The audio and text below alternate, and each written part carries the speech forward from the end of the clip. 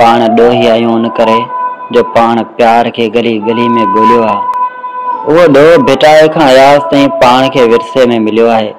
पाण कंहिं बि नचणी जो हथ रुपयो ॾेई पंहिंजे हथनि में वठी इश्क खे रुसवा उघाड़ो ऐं प्यार खे बाज़ारी नाहे कयो। पाण वेको अखियुनि सां वेको ज़मीरनि सां नफ़रत कई आहे। पाण बेशक ॾोहारी आहियूं छो जो समाज में उन शयुनि खे ॾोह सम्झो वेंदो आहे। रूह ते ज़ख़्म खाई मुरकंदड़ माण्हुनि जे जीवन कथा में लफ़्ज़ मायूसी लिखियल ई न आहे हूंदो। पाण बि मायूस न आहियूं थिया।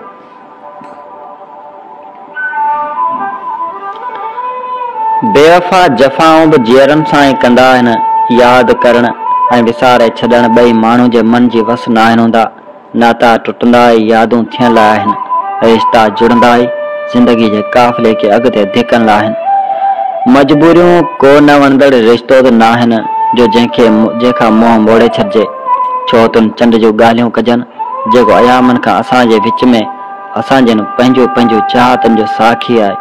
छो न उन्हनि सितारनि जूं ॻाल्हियूं कजनि जिन असांजे अंदर में 100 भेरा झाती पाती आहे। उन्हनि वणनि खे बि कीअं विसारिजे जिन जे छांव में असां प्यार खे ॻोल्हियो आहे।